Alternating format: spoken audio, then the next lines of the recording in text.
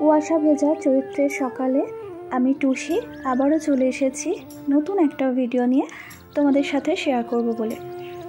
নমস্কার বন্ধুরা, কেমন আছো তোমরা সবাই? আশা করছি সবাই খুব ভালো আছো, আর তোমাদের ভালোবাসায় আমিও ভালো আছি।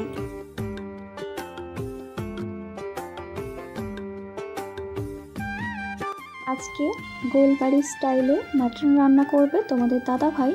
তো কীভাবে মাটনটা রান্না করে গোলবাড়ি স্টাইলে সেটা দেখার জন্য তোমরা শেষ পর্যন্ত ভিডিওটা দেখো, প্লিজ কেউ স্কিপ করে যেও না। আর যারা আমার ভিডিওটা এই মুহূর্ত থেকে দেখতে শুরু করছো তোমাদেরকে বলছি, প্লিজ একটা করে লাইক করে দেখতে শুরু করো। আর নতুন বন্ধু যদি কেউ এসে থাকো আমার পরিবারে, তোমাদের যদি আমার ভিডিওর কোনো অংশ ভালো লাগে তাহলে প্লিজ আমার চ্যানেলটা সাবস্ক্রাইব করে আমার পাশে বন্ধু হয়ে থেকে যেও।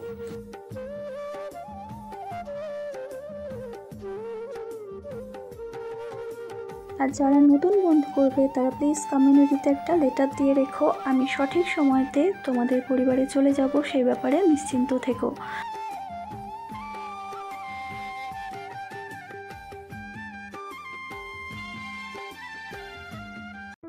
কতটা নুন?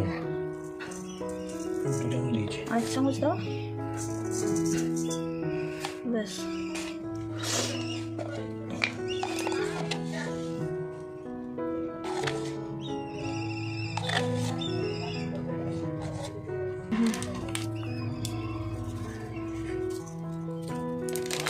বেশি দিও না। লেবুটা দিই।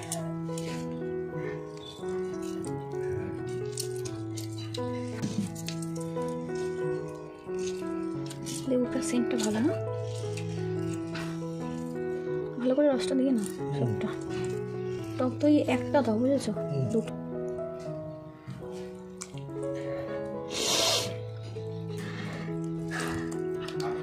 দেখতেই পাচ্ছ বন্ধুরা, স্পেশাল মাটন রান্না হবে। তার জন্য মাংসটা প্রথমে ধুয়ে নিয়েছি ভালো করে। আজকে রান্নাটা আমার বর করবে। সব মশলার মধ্যে মাখাচ্ছে, নুন, হলুদ গুঁড়ো, শুকনো লঙ্কার গুঁড়ো, টক দই, একটু আদা বাটা, একটু রসুন বাটা, এখন দিচ্ছে কাঁচা পেঁয়াজ। আর দিও না, ব্যাস এটাই থাক।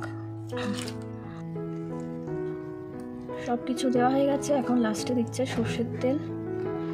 তেল হাত বেশি, আর দিও না, অনেক তেল হয়ে গেছে। এবার এই সব কিছুকে ভালো করে হাত দিয়ে চটকে চটকে একসাথে মাখাবে। মানে এই মাংসটা হাতে চটকে চটকেই অনেকটা রেডি করা হয়ে যাবে। তারপরে এটাকে কড়াই দিয়ে কষানো হবে। হাতে মাখা মাংস বলে এটাকে, তাই তো? বলে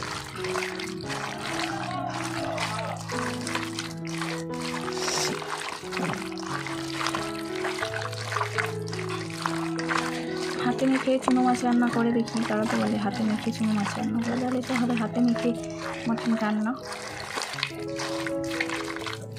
মানে মাখানোর সময়তেই এটা প্রায় কষার মতনই করেই মাখাতে হবে, ভালো করে চটকে চটকে। এটা এখানেই আঁচে কষানো হয়ে যাবে। তারপরে এটাকে উনুন তাপে বসিয়ে আবার ভালো করে কষানো হবে। যতক্ষণ না মাংসটা গরম হয়ে যায় ততক্ষণ এইভাবে চটকে চটকে মাখাতে হবে, তাহলে মাংসর টেস্টটা অনেক বেশি হয়। মশলাগুলো খুব ভালো করে ভিতরে ঢুকে যাবে।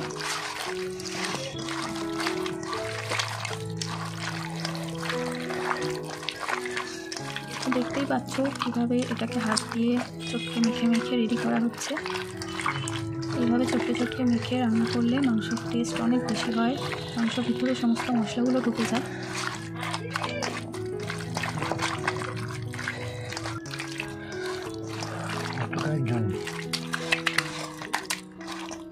গরম হয়েছে? গরম হয়েছে মাংসটা? তো এটা মাখানো রেডি হয়ে গেছে। এখন এটাকে ম্যারিনেট করতে দেবো। এইভাবে মাখানো থাকবে 1 ঘন্টা। 1 ঘন্টা পরে এটাকে রান্না করব। চলো 1 ঘন্টা পরে আবার তোমাদের সাথে দেখা হচ্ছে। তো এটাকে ঢেকে রেখে দেবো 1 ঘন্টার জন্য, তারপরে আবার আসছি।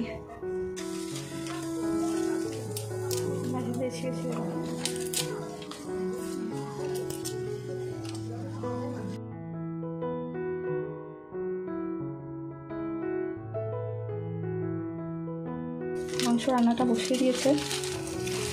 কড়াই তেল দিয়ে তারপরে তেলের মধ্যে গোটা জিরে, তেজপাতা আর শুকনো লঙ্কা ফোড়ন দিয়েছে, আর দিয়েছে গোটা গরম মশলা মানে দারচিনি আর ছোটো এলাচ, এগুলো ফোড়ন দেওয়া হয়েছে। ফোড়নটা একটু হলে তারপরে এর মধ্যে পেঁয়াজগুলো তুলে দেবে।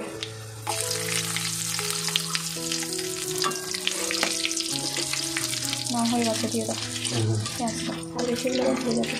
আর এখানে দেখো আলুগুলো নুন হলুদ মাখিয়ে আলুগুলো আমি ভেজে তুলে রেখেছি। এবারে বাকি রান্নাটা সব তোমাদের দাদা করবে।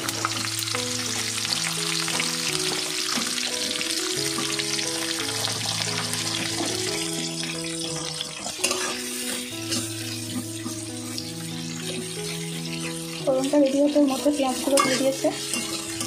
পেঁয়াজটা একটু লাল লাল করে ভাজা হবে, তারপর এর মধ্যে বাকি মশলাগুলো দেওয়া হবে।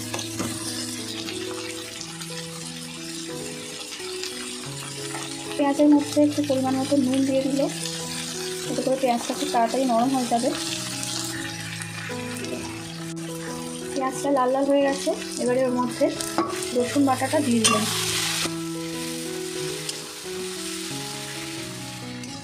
রসুনটা দেওয়ার পরে এটাকে 1 মিনিটের মতো একটু ভেজে নিতে হবে ভালো করে, রসুনের কাঁচা গন্ধটা না কাটা পর্যন্ত।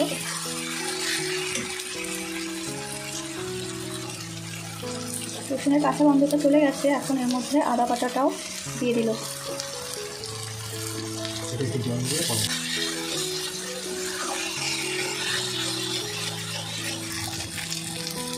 আদাটা দিয়েও কিছুক্ষণ ভাজা করেছে, তারপরে এর মধ্যে হলুদ গুঁড়ো দিয়ে দিচ্ছে। হলুদ গুঁড়ো, তারপরে মশলাগুলো সব আমি এক এক করে বলে দিচ্ছি। জিরে গুঁড়ো, এটা সবটাই মাংসের পরিমাণের ওপরে আন্দাজ করে দিতে হবে, যতটা পরিমাণ মাংস তার আন্দাজে দিতে হবে মশলাগুলো। আর দিলাম ধনে গুঁড়ো।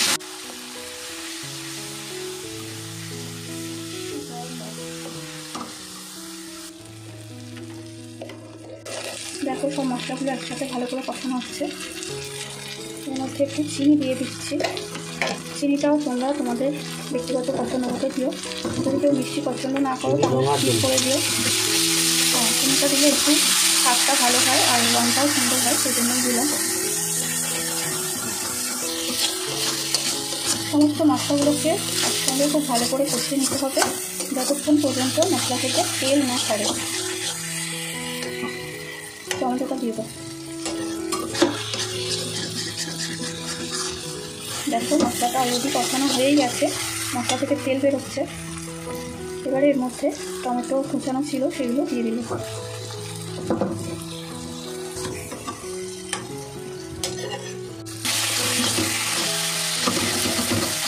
সব মশলা খুব ভালো করে কষানো হয়ে গেছে একসাথে। এবারে এর মধ্যে ম্যারিনেট করা মাটনটা দিয়ে দেবো। মাটনটা আমি বলেছিলাম 1 ঘন্টা, 1 ঘন্টার জায়গায় আমার বেশি হয়ে গেছে, এটা প্রায় 1.5 ঘন্টার মতো ম্যারিনেট হয়েছে। যেহেতু ম্যারিনেট করা আছে তাই এটা রান্না করতে আমার বেশিক্ষণ লাগবে না।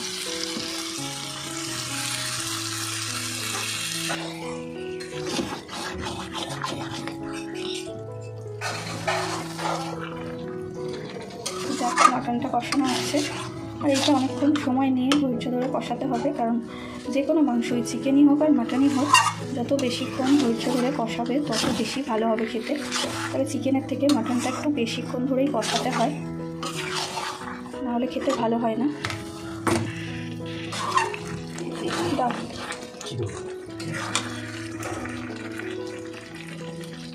এখন চিড়ে রাখা কাঁচা লঙ্কাগুলো এর মধ্যে দিয়ে দিলাম, আগে থেকে চিড়ে রেখেছিলাম লঙ্কাগুলো। আর মাটনটার মধ্যে কয়েক টুকরো পেঁপে দিয়ে দিলাম। পেঁপেটা দিলে মাটনটা তাড়াতাড়ি সিদ্ধ হয়ে যাবে, সেই জন্য কয়েক টুকরো পেঁপে দিয়ে দিলাম। পেঁপেটা পেস্ট করে দিলে আরও ভালো হতো।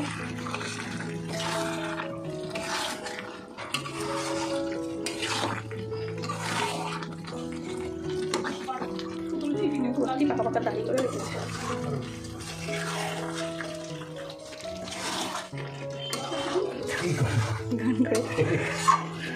গান করে যাই নাকি?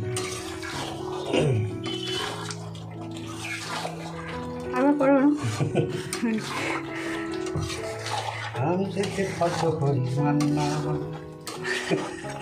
তারপরে কি বলো? তারপর ভুলে গেছি। রাঁধুনি এখন রান্না করতে করতে গান ভুলে গেছে বলছে। একটুখানি এক লাইন করে আটকে যাচ্ছে। চলো চলো আর কষাতে হবে না, দিয়ে দাও, খিদে পেয়ে গেছে। সেদ্ধ হবে তবে তো খাবে। আচ্ছা আমি বলছি কি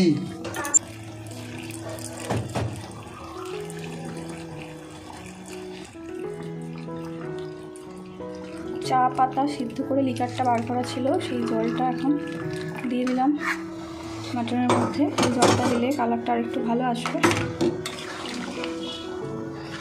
এবার ফুটু, এটা গোলবাড়ি স্টাইলে রান্না হচ্ছে। ফুটু আমি শেষে ভজ হরি মান্না।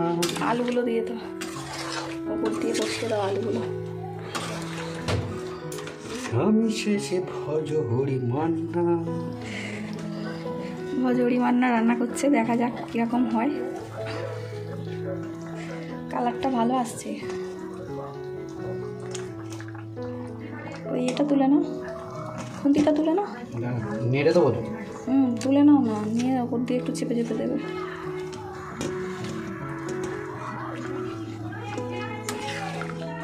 বেশি নেড়ো না, পড়ে যাবে। ঠিক আছে, চাপা দিয়ে দিই। ফুটুক, সেদ্ধ হোক। এই বড়টা দিয়ে চাপা দিয়া দাও, খুন্তিটা বার করো, খুন্তিটা বার করো। আমি শেষে ভজ হরি মান্না। থাক থাক, ঠিক আছে ঠিক আছে। তেলটা ওতে উঠে যাচ্ছে। ও একটু উঠবেই। কষা রেডি হয়ে গেছে, ওর মধ্যে ভাজা আলুগুলো ওপর দিয়ে দিয়েছি। আর এখন এটাকে রেখে দিচ্ছি, দিয়ে সিম করে রাখবো, তাতে করে মাংসটা ভালো করে নরম হয়ে যাবে। গ্যাসটা সিম করে দাও। ব্যাস, এটা হতে থাক। তারপরে রান্না কমপ্লিট হলে তোমাদেরকে দেখাবো কীরকম হলো।